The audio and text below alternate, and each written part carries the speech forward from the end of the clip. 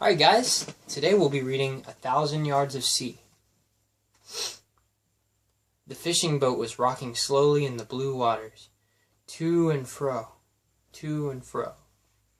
Tom Taffet, the fisherman, looked at the heap of fish shining in the sun and thought, "What a lot I've caught today. I shall haul in just one more catch and then make for the harbor." He leaned over the edge of the little boat and drew in his net.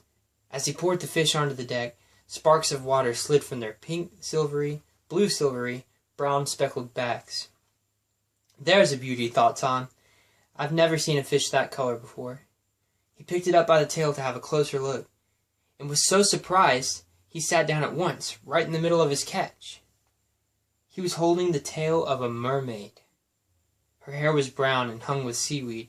Her tail was mauve and blue, and silver and green, and her eyes were the color of stormy water. "Cod steaks and shrimp tails," he said. "I thought mermaids lived only in stories and sea shanties. Am I dreaming?" "Certainly not," said the mermaid. "I don't know who you are, but I'd be very grateful if you'd just put me back into the water. I was on my way back home, you know." "But I can't put you back," said Tom. "I could be rich if you would help me. We'd both be famous. I'd be able to buy a little house with a garden. I could grow flowers, and I'd never have to go fishing in the cold and the wind again." "That sounds lovely for you," said the mermaid, "but I should hate it.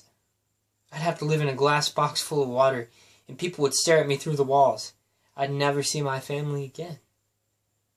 "I would look after you as if you were my own daughter," said Tom.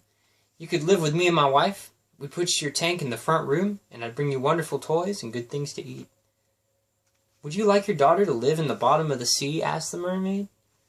"However many good things she had down there, wouldn't you miss her?"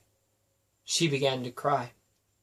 Tears like small pearls rolled down her cheeks and plopped onto the fish piled up on the deck. The fisherman thought for a long time. His daughter was grown up with children of her own, but he could still remember how she used to cry when she was small. He would have hated to have her live at the bottom of the sea. He would have missed her very much. "Oh well," he sighed. "I suppose you're right. You are too young to leave home. It's a shame, that's what it is. No one will believe that I've seen you. They'll say I was dreaming." "I'll give you something in return for setting me free," said the mermaid, smiling now. "And maybe they'll believe you after all. May I borrow your knife?" "It's very sharp. Please be careful," said Tom. He picked up the mermaid and slipped her gently into the water. Then he put his knife in her hand. With a flash of her tail, she was gone.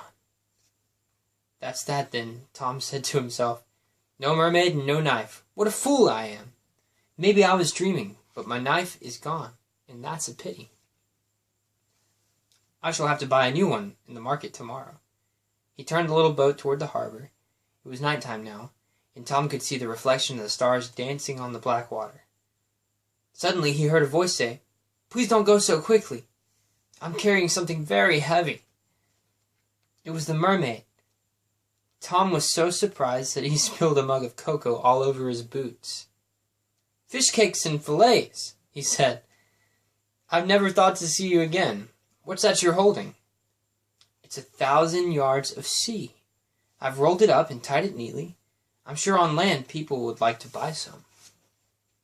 And here's your knife, too." She pushed the bundle of sea into the boat and handed the knife to Tom. "Thank you very much, little mermaid," said Tom.